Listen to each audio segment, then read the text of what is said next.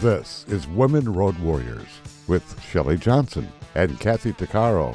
From the corporate office to the cab of a truck, they're here to inspire and empower women in all professions. So gear down, sit back, and enjoy.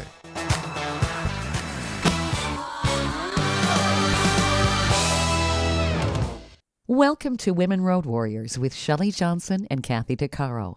We're a show that works to inspire and empower women in every profession and lifestyle, including the office, trucking, the trades, and even motherhood. We power women on the road to success. We tackle all kinds of topics, and we work to encourage women to be their very best with informative guests and women who've been champions. I'm Shelley. And I'm Kathy.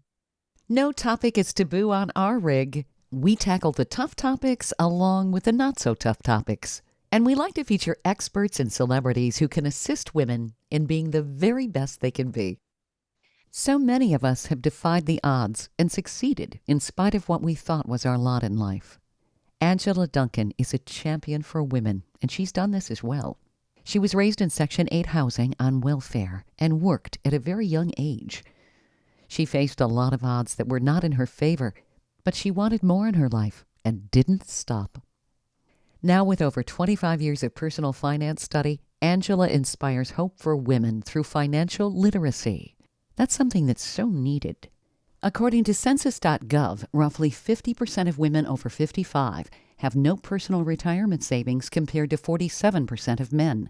Women caregivers younger than 50 have 30% less retirement, according to Forbes magazine.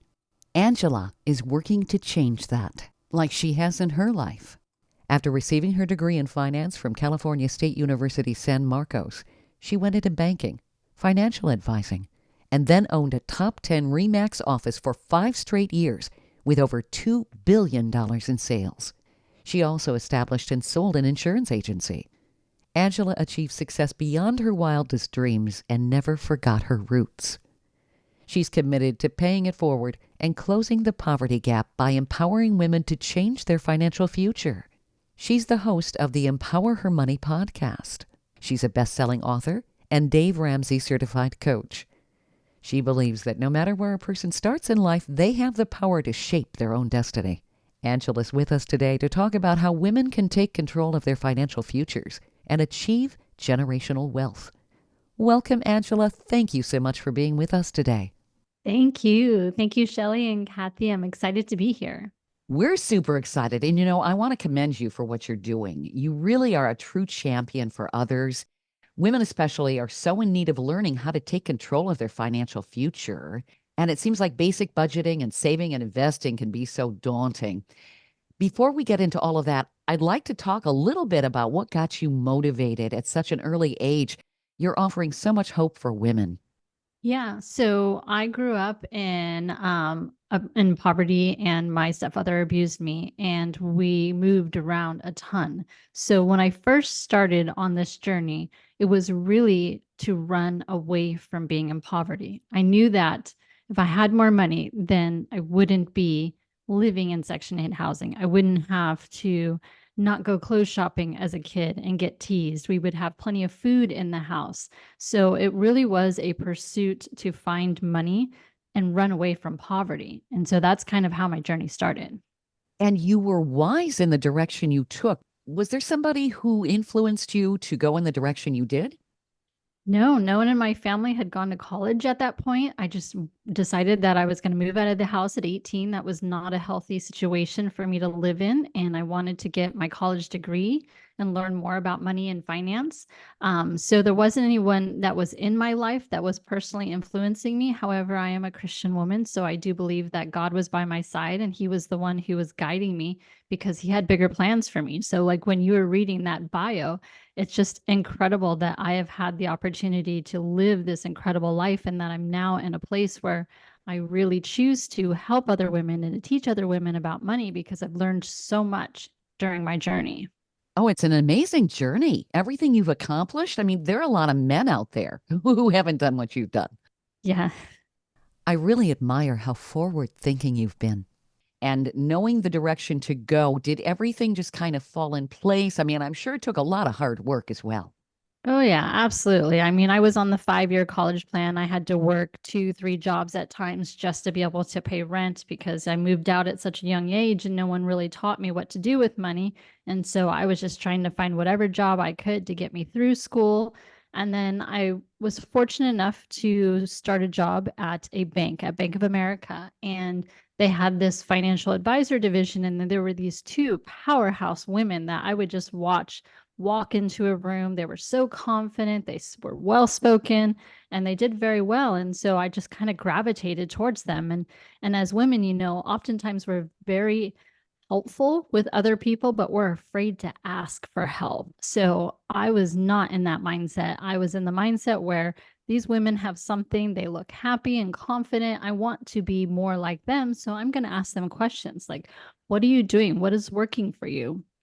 And I think what I learned from them is how to serve, how to take care of clients from your heart. And as women, we're typically not great salespersons because we do lead with our heart often, as our male counterparts will lead with their brains.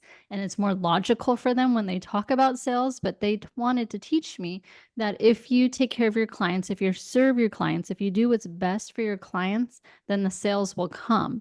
And the money will flow from that because you're being of a service to the people that are around you and helping them instead of selling them a product that you're just required to do at your job. So it was really a different approach that I learned very early on from them. And I'm very grateful that they were in my life, but also, it's up to us. We have to take action. We have to be able to ask the right questions to the right people and surround yourself with people who are doing things that inspire you so that you can turn around and inspire other people as well.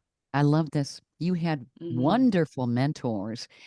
And I don't think a lot of people think of banking with a heart. And what your approach is so cool. Yeah, absolutely. And I think I've just carried that same spirit throughout. So I left the banking world because I wanted to learn more about money and teach more about money, but I didn't like the lack of control. I think that comes from my childhood, not being able to control my environment. So as an adult, I feel like I have to control. So I left the financial advising world. I met my ex-husband. He was a real estate agent at the time. And so he needed help. And I thought, okay, well, I can become a real estate agent, no problem at all. But that was in 2007. We live in Florida and we went through the housing bubble.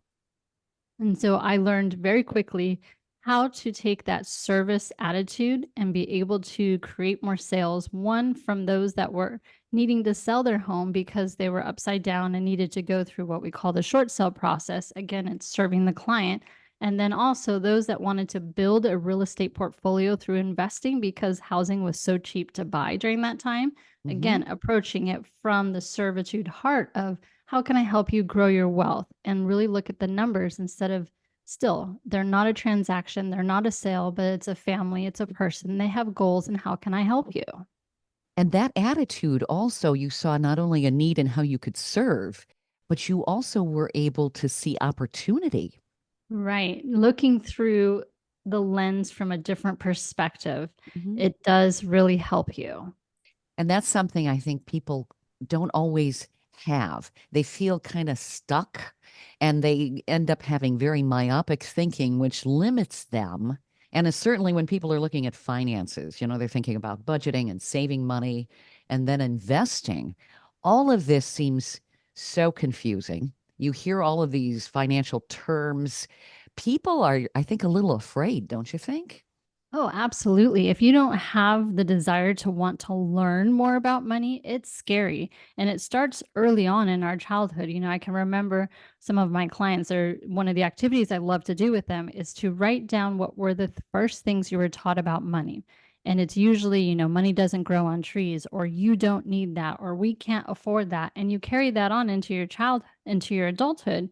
But really, you need to change that mindset around it and, be accepting that you deserve more, that you can earn more, and that you can do more for your family, and that you can create abundance in your life. And that money's not a bad thing. It's actually just a tool, just like your car, just like the laptop or the microphone that I'm speaking in right now. If you see it in a different light as more of a tool, and it makes it less scary. And so now, how do we use that tool to reach your goals? How do we use that tool to create financial freedom? What does that mean to you? What does that feel like to you? Can we envision it? And then just thinking about it as a tool in a toolbox that you're going to use just like anything else in your life, and helping you get out of that scared mindset and that confused mindset, and just taking small steps so that you can learn more and use this tool to help you better your life. Makes I gotta say, sense. thank you very much for that, just saying that, because for me, growing up, extreme poverty, and there, when you say what were you taught about money, nothing, absolutely nothing. There was no money. We were always in the hole, always basically, scrambling and scrounging for food and clothing and whatever. Like our couch was three mattresses piled one on top of the other. Our toaster, I remember as a teenager, for at least a couple of years, was a wire hanger folded on top of the burner. You know what I mean? So when it came to money, there was none, and it followed me, that, like you talk about, that fear. I have spent a good portion of my life, actually most of my life, living paycheck to paycheck, and it wasn't about trying to budget or plan. It's just, okay, I only have this much and this is going here and there, and then oops, it's all gone, and then there's nothing, right? Then you go hungry for a week or whatnot. And you're right, it is a fear. And even though, like today, I'm doing okay, but I'm the main caregiver for a few people, and so I'm the main breadwinner. I'm the one that's in control, and I'm doing this and this. I got 10,000 things on the go. I still have the inability to create a different mindset. So I'm going to use that tool and change my thinking as of today and view it from a different perspective, because my life is changing. It's growing to a new level, you could say. And so I don't want to bring my old vibrations, my old ways of thinking into my new level, right? So I'm going to thank you very much for that. I'm going to use that personally. I appreciate it. Absolutely. Angela, it really is so helpful because people do get stuck. They go from the Yeah. paycheck to paycheck in debt mindset, and all the ads are out there. Hey, get this credit card, do this, do that. I mean, people end up upside down so quickly.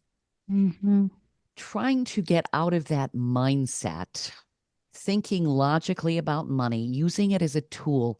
What are some of the beginning steps that people can take? Yeah. So the first thing we talk about is gratitude. If you think about 90% of this world lives in poverty. If you have the ability to run water in your house, if you have a roof over your head, if you have a credit card that you can get gas in, have gratitude. Think about that first. And so when you change your mindset and become more, have that gratitude mindset and saying thank you. And it's funny because I did a video recently about this, and one of my mentors challenged me to do this, but I was at the gas station getting gas. Now I have a card, I have a credit card, and I can afford to get gas, and I can get to a gas station. So I'm at the gas station doing the video for her, and I'm saying things like, thank you, gas station, for being here and available for me to get gas. Thank you, car, for running. I'm appreciative to have a car that can get me from one place to another. I took a bus to school as a kid, so having a car is a huge deal for me.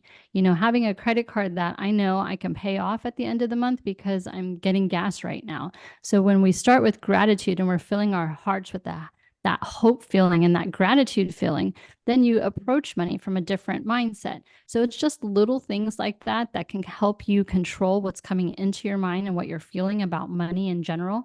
And when you come from that gratitude, and then you start to tell yourself that I am grateful, I have abundance, I accept abundance, I deserve abundance, and then working towards that. So first is your attitude. Second is investing in yourself. Just like we're on this podcast right now, it's free information. Go out there and get it. Figure out, what do I want to learn more about? Maybe I want to start a side business. What does that look like to you? Go get information that's already available. It's out there. It's free, but you have to do the action. You have to do the action when it comes to mindset. You have to do the action when it comes to investing in your own education. Give yourself permission and grace to make mistakes, but start taking action so that you can start moving towards a different lifestyle, a different mindset, moving towards abundance instead of away from it because you're scared of what you were taught as a child. It's a shift, but you have to actually have movement in order to make that shift. Stay tuned for more of Women Road Warriors coming up. Dean Michael, the tax doctor here. I have one question for you. Do you want to stop worrying about the IRS? If the answer is yes, then look no further. I've been around for years. I've helped countless people across the country, and my success rate speaks for itself. So now you know where to find good, honest help with your tax problems. What are you waiting for? If you owe more than $10,000 to the IRS or haven't filed in years, call me now at 888-557-4020 or go to mytaxhelpmd.com for a free consultation and get your life back. Industry movement Trucking Moves America Forward is telling the story of the industry. Our safety champions, the women of trucking, independent contractors, the next generation of truckers, and more. Help us promote the best of our industry. Share your story and what you love about trucking. Share images of a moment you're proud of. And join us on social media. Learn more at truckingmovesamerica.com.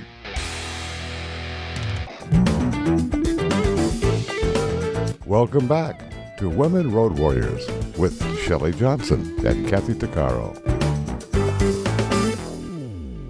If you're enjoying this informative episode of Women Road Warriors, I wanted to mention Kathy and I explore all kinds of topics that will power you on the road to success. We feature a lot of expert interviews. Plus, we feature celebrities and women who've been trailblazers. Please check out our podcast at womenroadwarriors.com and click on our episodes page. We're also available wherever you listen to podcasts, on all the major podcast channels like Spotify, Apple, YouTube, Amazon Music, Audible, you name it. Check us out and bookmark our podcast. Also, don't forget to follow us on social media. We're on Twitter, Facebook, Instagram, Pinterest, LinkedIn, YouTube, and other sites. And tell others about us. We want to help as many women as possible. Knowing what to do with money so you can have more money than month and a secure financial future is not something most people are taught. Women are often afraid to ask for help with these questions. Angela Duncan is a financial powerhouse and advisor. She's on a mission to teach women how to manage their money so they have generational wealth. She's the host of the Empower Her Money podcast. Angela understands the challenges, too. She's seen lean times. She grew up in Section 8 housing, only to become a highly successful woman in finance, banking, insurance, and real estate. Angela looks at the lens through a different perspective. She makes financial planning less daunting, and she makes money less scary. Angela says people need to change their mindsets about money and be accepting that they deserve more and that they can create abundance in their lives. Money's not a bad thing. It's just a tool. If you think of it that way, it's less scary. It's a matter of how we use that tool to create financial freedom. Starting with gratitude and accepting abundance and working toward it by investing in yourself are 2 steps to begin the journey. Take actions to move toward abundance instead of away from it. Angela, making that mindset shift is empowering. It really does give us control, and that's a really good thing because, let's face it, when we see the economy all over the place, people feel really out of control. They go buy their groceries and they're like, how much are these bananas? How much is this? And people just, I think, want to go hide in a corner. They feel so desperate. And it really, today with a lot of the inflationary pricing and everything, I think people almost want to give up because they don't know how to take that control back. And they don't necessarily understand how they can better their financial situation.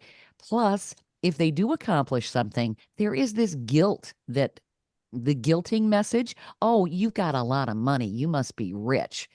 For some reason, we're being told that's not good either, Yeah, absolutely. Again, it comes, you've got to change the way that you view those things. And as a person who talks about budgeting, turn the cable off. Stop paying for that. That negative news of stuff that you can't control coming into your life, you have to filter it out. If you want to have more positive information coming in, then you pick what comes into your brain every day. When you tell yourself that you want to be positive or that you want to invest or learn more, then your brain starts to look for that information.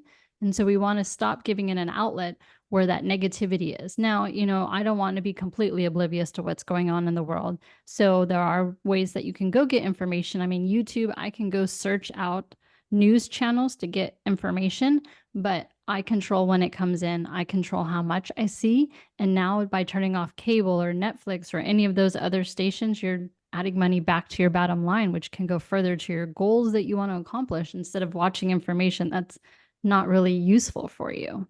What's the That's a first? good way of looking at it. It really is. Oh, no, I totally agree. What are some of the first ways? Obviously, when people are really in desperate straits, they don't know where to start. Trying to save money is not an option. They have to decide. Quit drinking Starbucks. $5 Yeah, oh, coffee, yeah. $6 coffees. Oh, yeah. When you think about it, all of that really does add up. Fast food, all of it really cuts into our income. It does. And the first thing, when people are pretty far in debt, the scariest thing for them to do is open their credit card and their bank statement. So I challenge them to go online, print it out, and spend an hour and just block. No phones, nobody around you if you don't want them to see what's going on in your bank accounts, and take a few highlighters. Now, if you can, I like red, yellow, and green. Red for me means stop. So you are going to highlight any expense on there that needs to go. And so many times people open their credit card statement and they've have subscriptions or apps or things that they're not even using that they forgot about that's being charged to them. So I have them print out 3 months of statements, and let's use that red highlighter, and we're going to go through it and figure out what can you cut out immediately. Then when the yellow highlighter, these are things that you think you really need right now, but maybe soon in the future, we're going to cut those out. And then green are going to be your necessities. You need to pay rent. If you have to drive to your job, if there's no other cheaper means of transportation, things like food, utilities, insurance, those are your must-haves. But outside of the basic necessities, cut everything out for like 30 days, 90 days, a year, and see, do you really need that in your life? And oftentimes what we find out is when we cut things out, then we didn't really need them. We wanted them and they were a nice convenience, but once we didn't have them anymore, we don't go back to spending money on those things. Now, Kathy, you mentioned the Starbucks thing. Here in the US, we have a couple of apps where you can buy credit cards. It brings like buyers and sellers of not credit cards, of gift cards together. And so if I really want to have Starbucks and that's something I want to have in my life, I can go buy a gift card for 10% off in this app and still have my Starbucks without depleting myself or feeling like I really have to take it away, but I can find a cheaper way to buy that same item. So looking for ways to save money and also cutting out expenses is just going to help you get to your goals so much quicker. That's a good idea. What about some of those gas apps? Certainly when fuel costs are up, you want to save where you can. Is that another way? Yeah, absolutely. I mean, I still use the app Get Upside. I am a multi-millionaire and I still look for ways to save money. So, I like the Upside app because it helps me determine where in my area the gas is going to be cheapest, even if you don't want to use it for the cashback option. I can travel 10 miles and pay $1 more per gallon if I don't look at the app. Again, it's just helping me use the same thing that I'm going to go and get, which is gas, and finding a cheaper way to do that so that I can have money to do other things. Years ago, people did a lot of coupon clipping. You can still do that. Would you say that that's another way to maybe take control of your finances in terms of budgeting for food every month?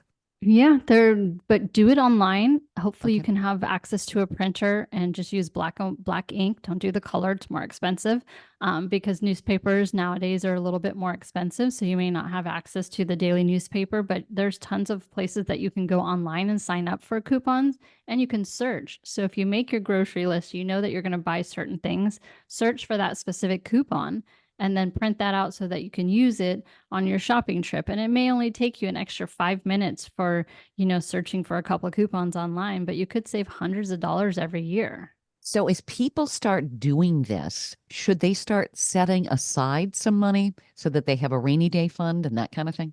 I do recommend having a security fund. Yes, it's about, depending on the person, if you're a W-2, meaning you get a steady paycheck, it's 3 months. If you're more of a commission plus salary, we do 6 months on for that type of family. But also know that this is for your emergencies and you will use it. So give yourself permission to use it. If you put money away and your car breaks down and you need to access that money. That's fine. Use it. That's the purpose of having that emergency fund, to be able to fund things for you so you don't dip back into your credit card, and then you just work on replenishing it. So a lot of times people put money away for that rainy day, but they're scared to use it. But that's the whole purpose of it, is for you to use it and to have it available so that when you do have an issue that you need to spend money on, then it's there for you and you kind of feel more relief. And it just furthers your mindset about positivity towards money. And it's a tool that is set aside for you to use for future reference, but you're still going to replenish it so that it's going to be there for you for whenever you need it. Stay tuned for more of Women Road Warriors coming up.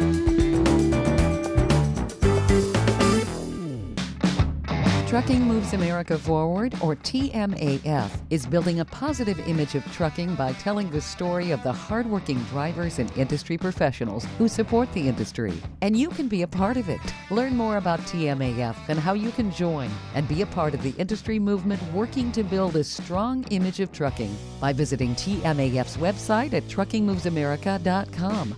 You can also follow us on Facebook, Twitter, Instagram, and our latest channel, TikTok.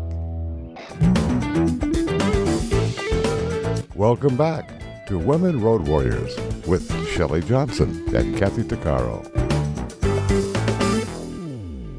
One of the first steps to financial freedom and regaining control is to eliminate what you don't need. Get rid of excess cable and internet subscriptions. Keep an eye on your budget. Print out your bank account and 3 months of credit card statements. Highlight any expense that needs to go.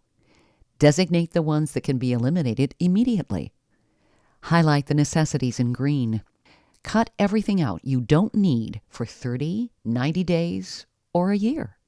If you want to reward yourself, find a cheaper way to purchase an item. Use a gas app to purchase fuel. Work to have at least 3 months of funds set aside for an emergency if you're a W-2 employee, and 6 months if you're commission-based or self-employed. Be positive and learn more about investing. Get rid of that negativity when you think about money to keep from feeling helpless. We can control our financial destiny. Angela Duncan is a financial advisor, author, and host of the Empower Her Money podcast. She's been giving us great tips. She helps women learn how to be proactive with their money to be successful. You know, Angela, it does seem like a lot of people are drowning in debt today, especially with credit cards. It really holds people back. I mean, credit cards are a huge bite out of the budget. And then when you look at the interest rates, it's like, holy cow, how is this not loan sharking? You know? God, you crack me up. Yeah, So- and in this environment, interest rates went up. So what does that mean? Credit card rates also went up as well. So if you open your statement and notice that you're paying more in interest, it's because that interest rate went up. And there's an amazing website that I love to show people. It's called usdebtclock.org. And it's real-time numbers. So I'm pulling it up right now just so I can give you an idea. For example, if we're going to look at the national debt, right? The real numbers are here. And if we look at credit card debt here in the US, it is over $1.3 trillion. And it's going up like hundreds and hundreds of dollars every month. Wow. So if you look at like student loan debt in the US is $1.7 trillion, and that number goes up constantly. So like this is real-time numbers. So one, you're giving yourself, a little bit of grace saying, okay, well, I'm not the only one that's in debt, but really, do you want to be part of this statistic? No, let's get you into the other side that doesn't have any debt. So you believe in paying off all debt. Is that correct? For 90% of people, yes, because if you don't know how to use debt wisely, then get out of debt, especially credit card debt, student loans, and car loans. Get out of debt there first. Your primary home, if you live in it and you have a low interest rate, then that's something that I recommend you keep, because then you can go put your money to work and you can earn more versus the interest rate you have. But if you're not great at controlling your credit cards or your expenses, then yeah, get out of debt until you can truly learn how to use debt wisely, investing in real estate and some other avenues. Then just keep it simple. I've heard of the cash system because it's painful when you use cash. Do you agree with that? Instead of using that credit card, actually physically have that money when you're paying for something so you know when it's going too fast. Yeah. I did teach Dave Ramsey for many years. He believes in the envelope system with cash. COVID kind of put a little deterrent in that because people stopped accepting cash, even though legally it's the only form that you're required to accept in the US as a business. But I can see how people were worried about spreading germs and things, and that's a political thing I'm not going to get into. But leaving cash out of your pocket is definitely a psychological thing. But also putting notes maybe in your wallet, in your purse, and reminding yourself, do you really need this? Do I really need this? Is this helping me towards my goals? So that perhaps if you don't want to carry the cash, you're at least putting notes in your face where you're going to pull out that credit card and remind yourself that you have a bigger goal in mind. So do you really need to purchase what you're about to do right now with that credit card? Or can you wait? Or is there another way? Can you borrow it? Does someone else, have an avenue where you can rent it from them? It'll just have you pause for a moment and think about, do I really need this before you spend the money? Impulse buying is something that we're all tempted to do, certainly when you're in a store. It's like, oh, I want that. And I have had to teach myself going, Shelley, do you really need this? No, you don't. Walk around the store. If you really have to have it, okay. But it's hard not to do spontaneous shopping. That's why so many people have buyer's remorse, because they don't do that. Oh, for sure. And even online now, you go to Amazon and you purchase what you think you need. So I'm avoiding the stores, not having that impulse buying. So I go to checkout and it's like, oh, well, what about this too? Have you thought about this? You looked at Yeah. this recently. So it doesn't matter where we're shopping anymore. That impulse buying is everywhere. Even if I'm watching YouTube videos, things are constantly popping up to remind me that I either looked at it or maybe have you thought about this? We're having a sale here. But even a sale is spending money. Do you really need it? So once you start doing this and you're able to save, what are some of the next steps? Obviously, ideally, you want to pay down your debt or pay it completely off. Then you want to get into what? Planning for financial future, and where would be the best place to start in that? Next step is your retirement. You Okay. can get a loan for a house, you can get a loan for a car to go to college. Your kids can get loans for colleges. But unless you want to live with them, you need to be retirement planning because there is no loan for you to retire. So retirement planning is the most important step when you're thinking about investing. And if we can get out of credit card debt first, great, because if you're paying 30% interest on a credit card and only earning 8% on your retirement account, you're not getting ahead at all. So once we get out of credit card debt or the personal loan debt, then we're going to look at retirement planning, hiring a professional. If you don't know stock market, if you don't know how to invest in mutual funds, there's retirement accounts that are age-based if you don't want to have a financial advisor to teach you how to invest properly. But it really depends on your age and how you feel about how aggressive you want to be. What is your risk tolerance when it comes to investing? But the retirement account is definitely the first thing that you're going to want to look at when you're investing. I think people can be very fearful on some of that, especially when they see the economy going up and down or the stock market being a bit rocky. How do they find their comfort zone, and how do they find a financial investor that they really can trust? Should it be commission based or should it be somebody that's on a fee base? I'm more of picking the jockey than the fees that you're going to pay. One, you ask around, look to see who else in your world is financially intelligent. And what I mean by that is they're not necessarily going to be the ones with the fanciest houses and cars. When you have a conversation with them, you can tell that they're intelligently investing, and ask them, like, who do you use for your financial advisor? What are you doing? And then the recommendations from that is where you're going to start your interview process, and let the financial advisor know, I am interviewing you for my financial advisor role, just like you would if you had a company and you're hiring employees. Tell me, what are when it comes to investing, how do you approach it? What makes you stand out from the other people? And then ask them some personal stuff too, because you want their belief system to align with yours so that you feel comfortable. If they're super aggressive from the start and you're not an aggressive person, then that's probably not a right fit for you. And so they're going to go through a risk tolerance, ask you some questions, figure out what your timeline is. How much money do you have? How much money can you save? what does your future goals look like?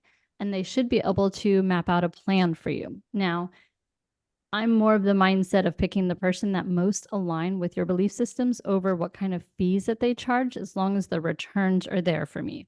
And you can switch at any time. You don't have to stay with the same financial advisor. So if things are not working out, you don't see your portfolio moving, and perhaps you've had many discussions with them and it's just not a fit for you anymore, then switch. And that's okay too. So invest for the long term, would you say, versus the short term, and find the right financial advisor. I like the fact that you're saying you're interviewing them. A lot of times it doesn't feel like that when you sit down with the people. So you feel like you're in control, educating yourself. Is there a place maybe online where people can learn more about the different types of investing so they can understand the financial terminologies and all of that? Yeah, I love podcasts. I listen to tons. I don't listen to music much anymore, even though I love country music. I am more of a podcast whenever I'm in the car, whenever I'm going for my walks or working out, I listen to podcasts. So some recommendations I can give you for financial information is Candy Valentino. Again, podcasts are a free platform for most of us, and she's also on YouTube. She's got a website. I like Farnoosh. She's incredible. Nicole Lapin is the money girl. A lot of what they teach is broken down in easy to understand steps. I think Nicole's tagline, she says, you don't need a financial dictionary to listen to my podcast, because she wants to empower other people and help teach other people about money. But when you start to use big words and they're already scared about money, you lose them completely. Yeah. And it defeats the whole purpose of what you're trying to do. So podcast information, I think, is a great avenue. Goes back to investing in yourself. Like, take the time, take the action, go seek out the information and find a right fit for you. But don't be afraid to pull the trigger either, because you can sit in the invest in myself and educate myself for years, and then you're losing opportunities to be able to invest. The other thing I'll say too is, when you get to, certain levels, and it's going to be different for everyone, once you've done your retirement planning and you're out of debt and you kind of want to have some fun with your investing, if you have a hobby, allow yourself to take a small portion, maybe 5% of what you're investing money, and put it towards your hobby. Maybe you're an expert at wine and you want to collect, expensive wine bottles that are going to sit and they'll add value. Maybe you know a lot about art. Maybe you know a lot about cars. Like, giving yourself permission and grace to also invest in some fun things, so that you'll hopefully do more of it and do more saving so that you can invest.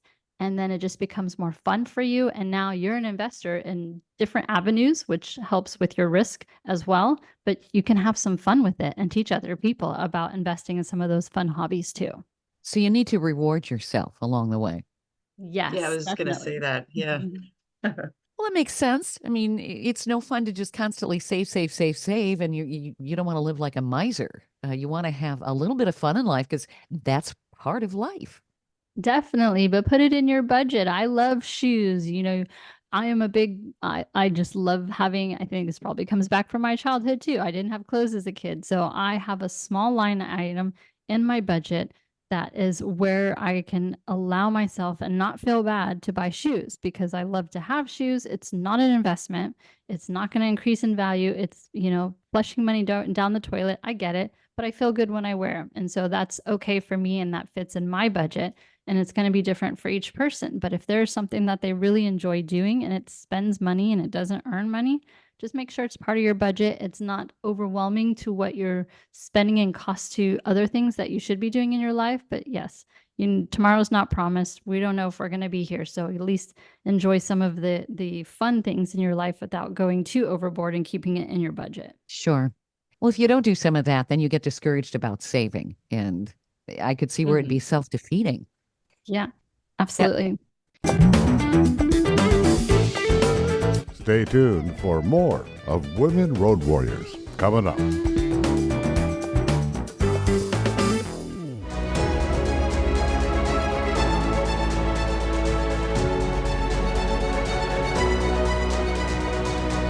Kathy DeCaro is nothing short of amazing. She not only drives the world's biggest truck as a heavy equipment operator in northern Alberta, Canada.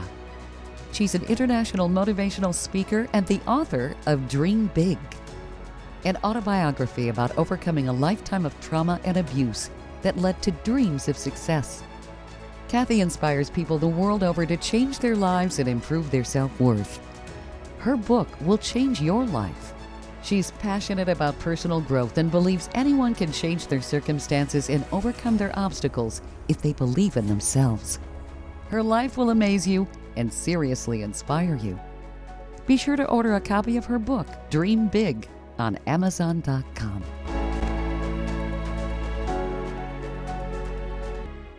Industry movement Trucking Moves America Forward is telling the story of the industry, our safety champions, the women of trucking, independent contractors, the next generation of truckers, and more. Help us promote the best of our industry. Share your story and what you love about trucking. Share images of a moment you're proud of. And join us on social media. Learn more at truckingmovesamerica.com. Welcome back to Women Road Warriors with Shelley Johnson and Kathy Tuccaro. USDebtClock.org is a really good place to see how much debt is out there. These are real-time numbers. It's a way to give yourself a reality check to convince yourself not to be one of those statistics. Angela Duncan says you want to be debt-free as a goal. This is true for 90% of people. Credit card debt, student loans, and car loans should be the first to go. If you can't control your credit cards or expenses, get out of debt. Work to pay off your mortgage. If you have a low-interest mortgage, keep it, but redirect your extra funds to earn more than the mortgage rate you have. Leave notes to yourself asking if you really need an item when you pull out that credit card or cash. Pause for a moment and think about your needs before your wants. After you clear your debt, the next big step is to pay for your retirement. If you don't know how to do that, hire a professional. Determine your risk tolerance and future goals when it comes to investing. Get referrals before you hire a financial advisor. Interview financial advisors before you hire them. Make sure the person is a fit for you.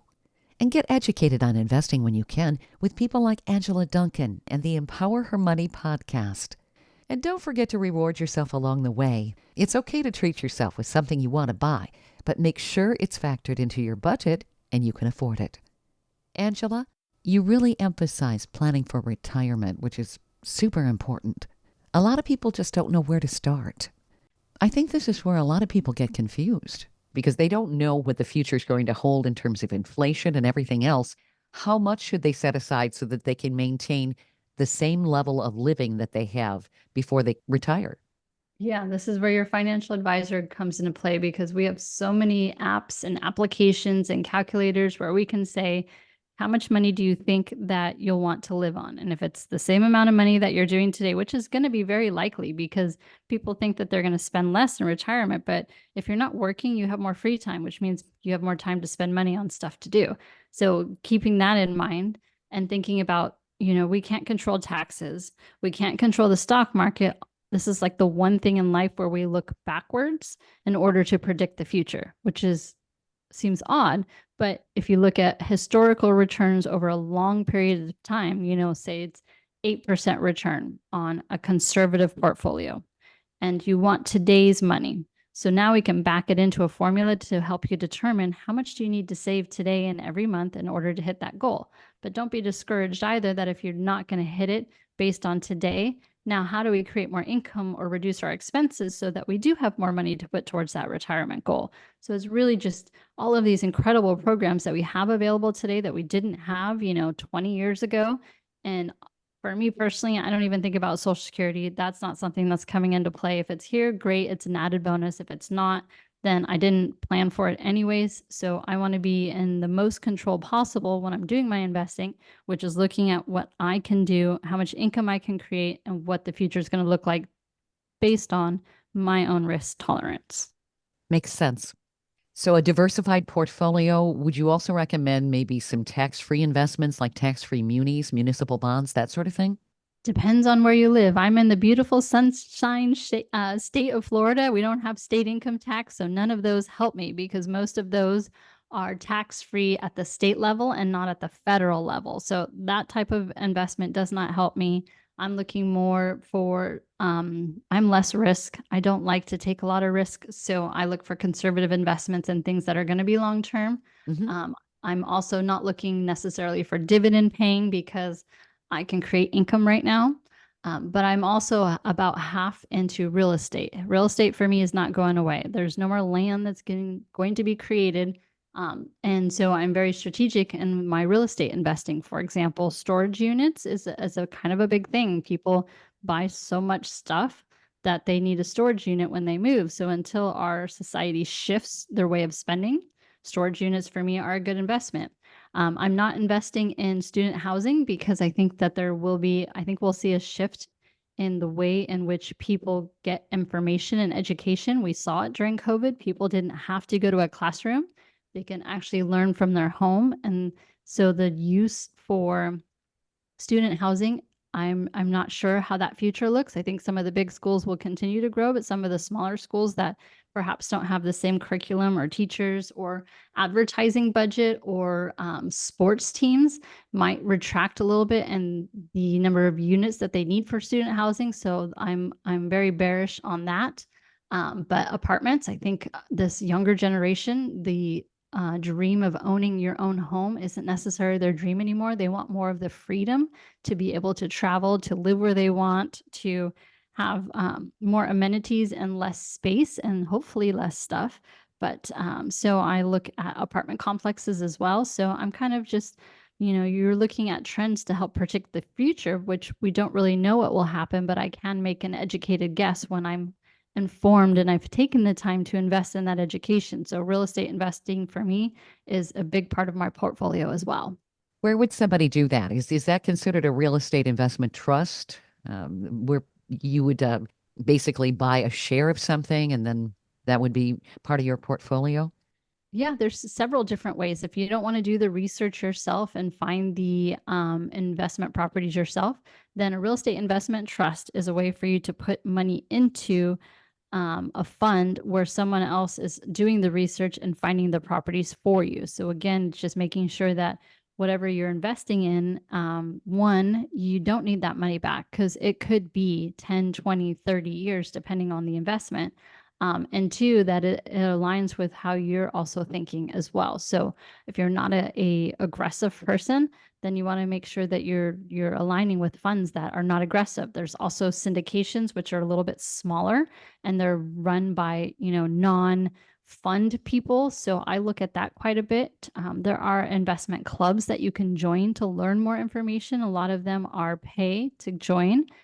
So keeping that in mind for your budget as well. Mhm. But again, all that information, like Grant Cardone teaches real estate. He's on YouTube, he's on Instagram. It's all free information. It's just finding the information that you want to seek out in this moment so that you can reach your goals quicker. So with those types of investments, what would be the rate of return? I would imagine it can vary, but obviously we're seeing real estate going through the roof in terms of pricing right now.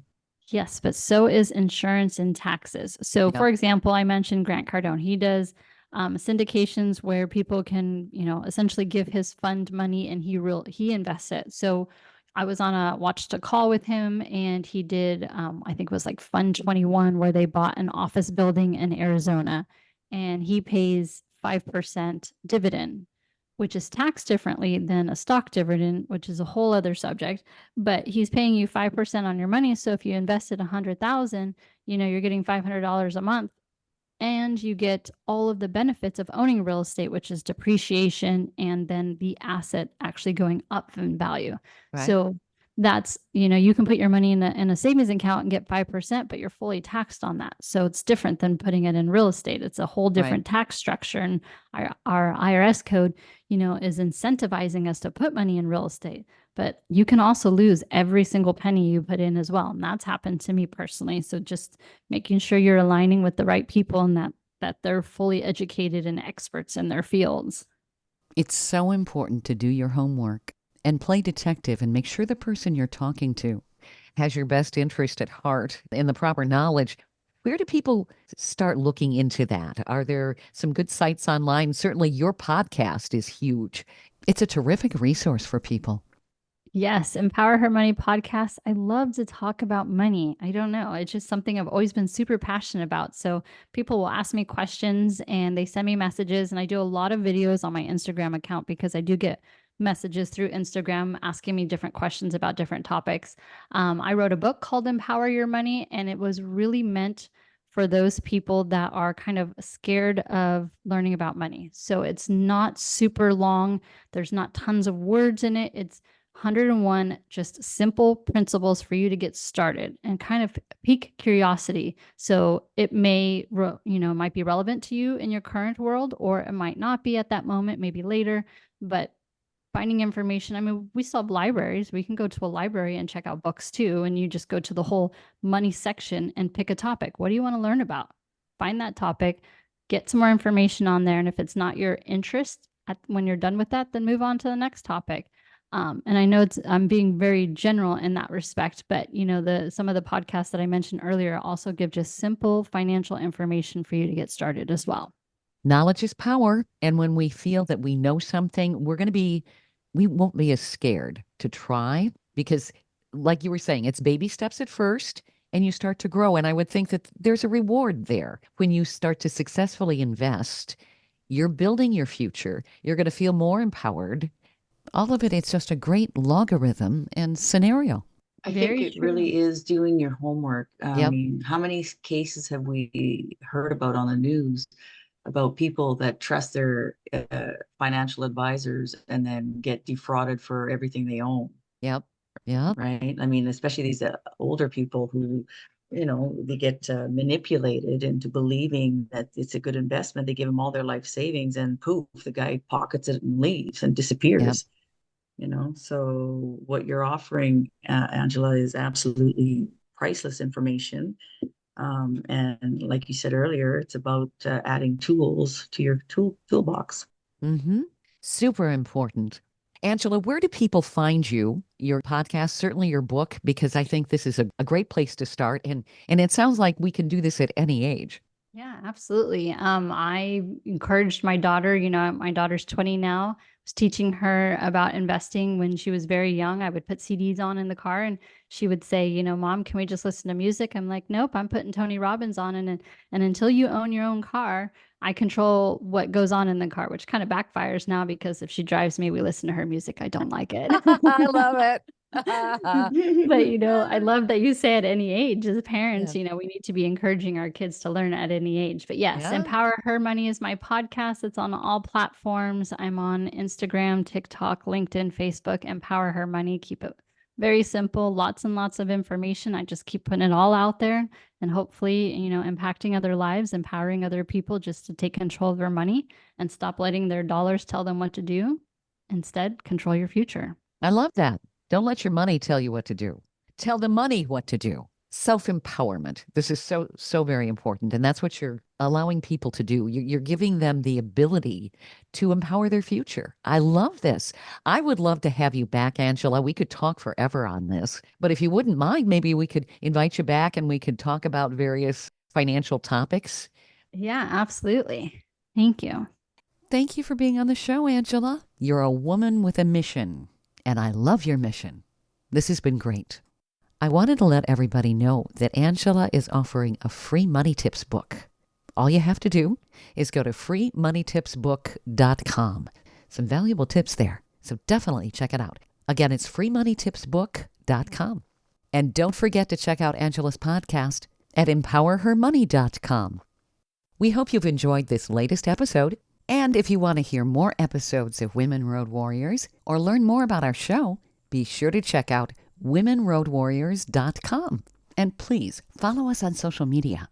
And don't forget to subscribe to our podcast. Women Road Warriors is on all the major podcast channels like Apple, Spotify, Amazon, Audible, YouTube, and others. Thanks for listening. You've been listening to Women Road Warriors with Shelley Johnson and Kathy Tuccaro. If you want to be a guest on the show or have a topic or feedback, email us at sjohnson@womenroadwarriors.com.